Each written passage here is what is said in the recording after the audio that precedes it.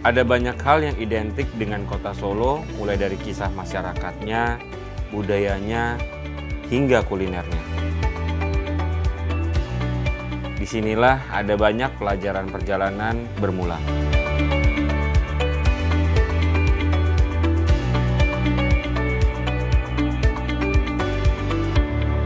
Meskipun terkenal dengan beragam kisah uniknya, namun belum lengkap rasanya kalau belum berkunjung ke tempat batiknya.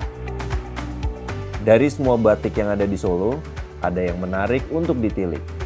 Bu, kalau yang bikin batik, tempatnya di mana bisa kita datengin ya? Di Laweyan, Laweyan ada.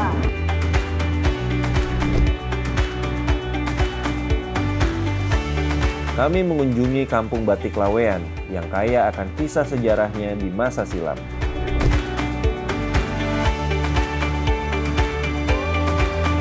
Selamat siang, Pak. Siang, Pak Alfa. Saya Didi, Marsal, Pak. Iya, Pak.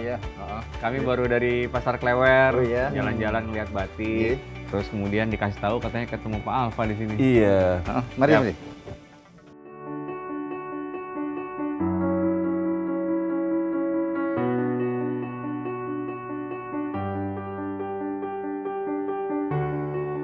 Riwayatnya gimana sih, Pak, Laweyan itu?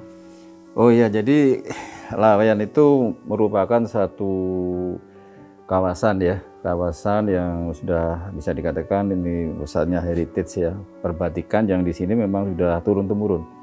Jadi kalau kita lihat dari nama Laweyan, Lawe, toponimnya tuh Lawe itu benang.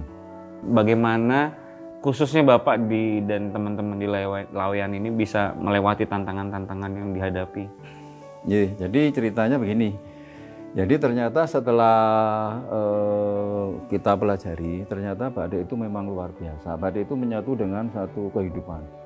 Orang membatik itu ternyata bisa membentuk karakter pada waktu itu ya. Karakternya, karakter tekun, teliti, sabar, dan sebagainya.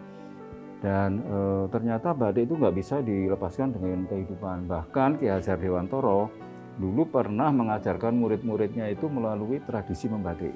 Ternyata pada waktu itu membatik itu bisa memunculkan suatu karakter kemandirian dan tolong-menolong.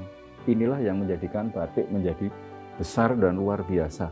Harapan Bapak untuk batik di Indonesia gimana, Pak? Jadi harapan kami dengan juga teman-teman juga di komunitas ini ya, insya Allah batik harus tetap lestari. Karena bagaimanapun juga batik itu sudah budaya kita ya, sudah heritage, sudah diakui dunia. Jangan sampai pengakuan dunia ini dicabut. Maka kita harus satu ya, tetap ada unsur edukasi. Edukasi itu penting. Kemudian juga kita harus mempelajari budaya dan kita juga jangan lupa harus ada produksi. Dan kebetulan supaya batik itu bisa diterima lebih luas di dunia itu, sekarang kami dengan rekan-rekan khususnya dari Kementerian Perindustrian baru merumuskan industri batik, green batik, batik hijau, di mana batik itu harus ramah lingkungan, harus dari sisi manajemennya juga harus tercatat, dari sisi pemasarannya semua harus tercatat dan dengan manajemen yang bagus. Dan salah satu goalnya adalah kami itu sekarang baru membuat suatu standarisasi tentang apa yang disebut green batik.